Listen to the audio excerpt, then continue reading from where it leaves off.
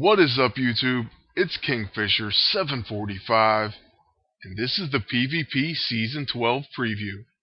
The new PvP tournament is finally here, and we have two new characters, Domino and Sabretooth. We also have a brand new weapon as well as armor, just like always.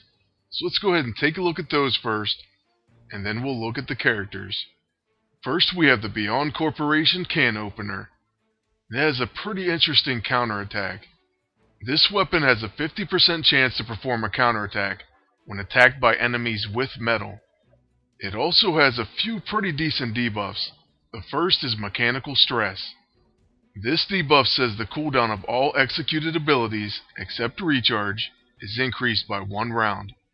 So that's a pretty interesting debuff. It also applies Meld Armor and Shield Breaker. So that's pretty interesting and all, but now onto the armor, which I was really waiting for. It's very similar to the first Empowered Armor, in that it gives us an Empowered ISO 8 slot, and it also allows you to activate your Scrapper powers. So that's going to be pretty amazing, and of course it is a counter to the first armor from the Empowered Armor series.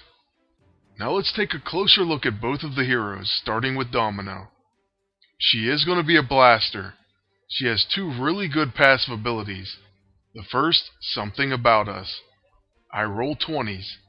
The attacks of Domino and her allies are more likely to be critical hits.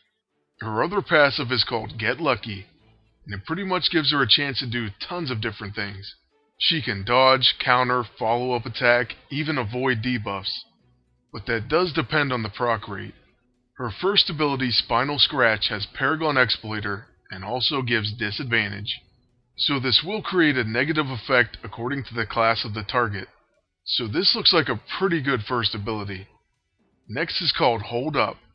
It hits all enemies, and it causes random debuffs. This ability can also become a quick action due to her passive. So a quick action ability that hits all enemies and grants random debuffs. That sounds pretty promising to me. Now her level 6 also hits all enemies. It has pressure points and also rising up.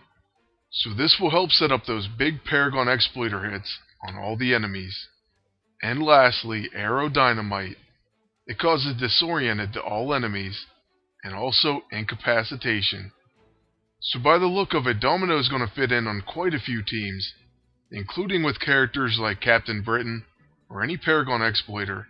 And you could even use her with someone like Constrictor or anyone that exploits incapacitation or stun.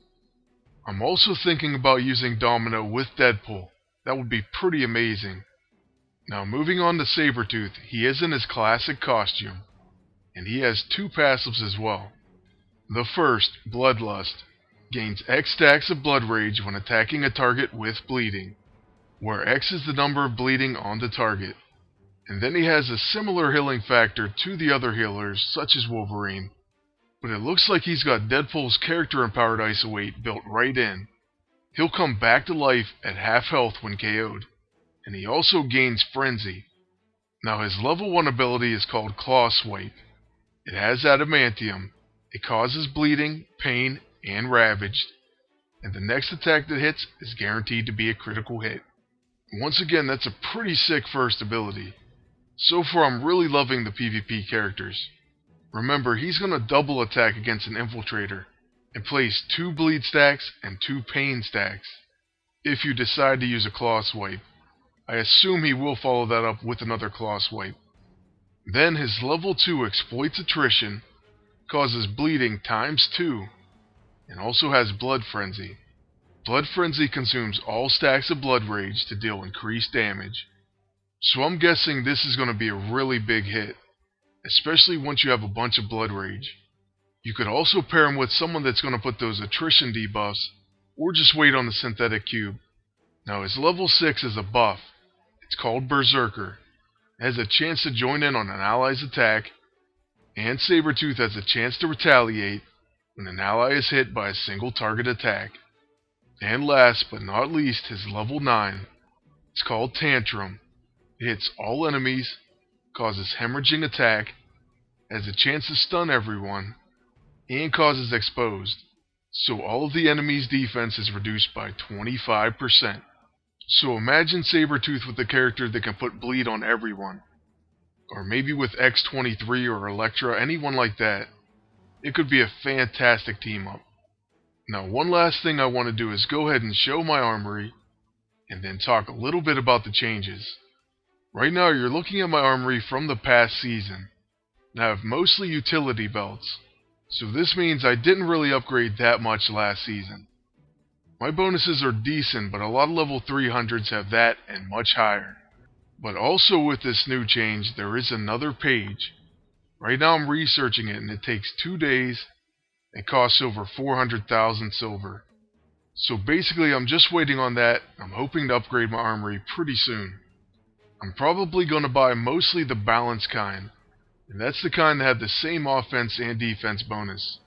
So basically what this change did to the armory was separate it into 2 columns.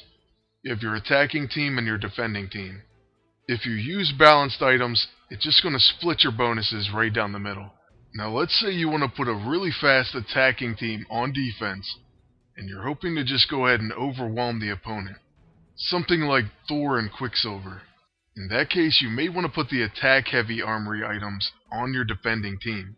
But if you're using someone like Rescue and maybe a team that draw out battles longer on defense, then you may want to go defensive-heavy.